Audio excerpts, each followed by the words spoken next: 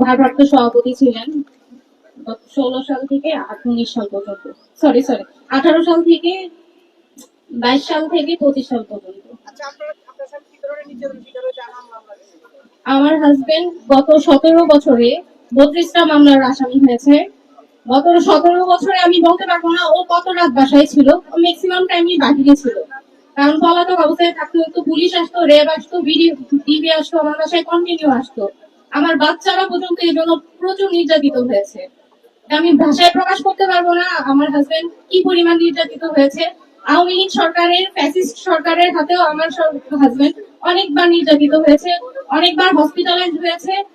আর গত 17 বছর যাবৎ সে 3বার কারাবরণ করেছে। 14 সালে ফেব্রুয়ারি থেকে এপ্রিল পর্যন্ত সে জেল খাটছে।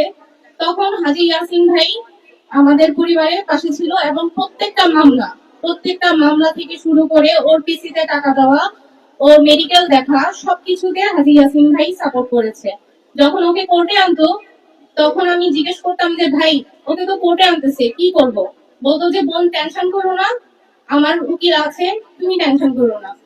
যখন 18 সালে খালেদা জিয়াকে অ্যারেস্ট করা হয়, এর 2 দিন আগে আমার হাজবেন্ডকেও অ্যারেস্ট করা হয়। তখন আমরা সবাই অনেক ভয় পাইছি যে খালেদা জিয়াকে অ্যারেস্ট করে ফেলতেছে, এর আগে আমার হাজবেন্ডকে অ্যারেস্ট করে ফেলছে, তো আমার হাজবেন্ডকে হয়তো গুম করে ফেলবে। কিন্তু হাজী ইয়াসিন ভাই এবং ওনার প্রতিনিধিরা আমাকে অনেক সাহস দিয়েছে। আমি ওনার প্রতিনিধি এখন আছে সাজ্জাদ ভাই, সাজ্জাদ ভাইকে আমি ফোন দিলে ভাইয়া হাসা দিত, বলতো যে ভাবি টেনশন করেন না, আমি আছি, আমরা আছি, কোনো টেনশন করবেন না।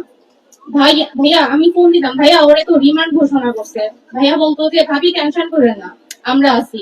ভাইয়া ওর নামে তো মামলা আরেকটা লাগাই দিছে।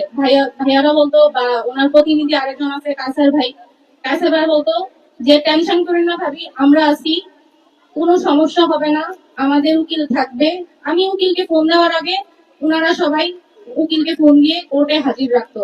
আমি কাউকে সাথে কন্ট্যাক্ট করার আগে ওনারা সবাই হাজির থাকতো যে না, ছাত্র দলের কর্মীরা আসতেছে, আমরা সবাই পাশে আছি, কোনো সমস্যা হবে না ইনশাল্লাহ।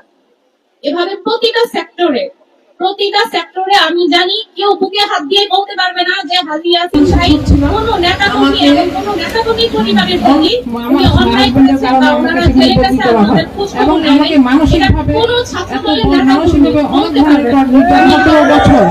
কিভাবে বিএনপিকে ওই এলাকায় ধরে রেখেছিল এবং নেতা কর্মীদের পাশে ছিল, তাদের খোঁজ খবর থেকে শুরু করে তাদের সমস্ত আমি আমরা আমার থেকে দেশ বড়, আমার থেকে দল বড়, আমাদের দল থেকে দেশ বড়।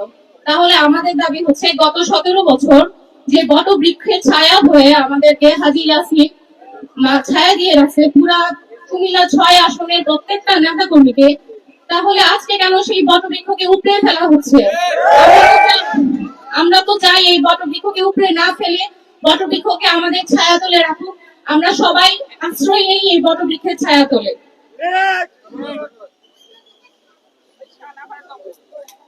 থ্যাংক ইউ, আসসালামু আলাইকুম।